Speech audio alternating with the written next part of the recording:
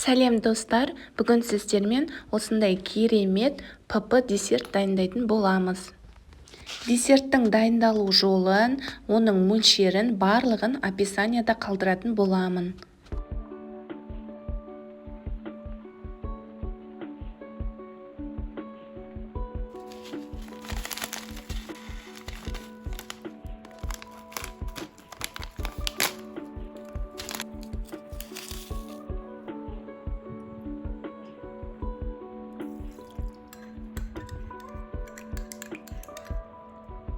Достар, менің каналымда үнемі ПП рецепттер болады, сондықтан міндетті түрде тіркеліп кетіңіздер.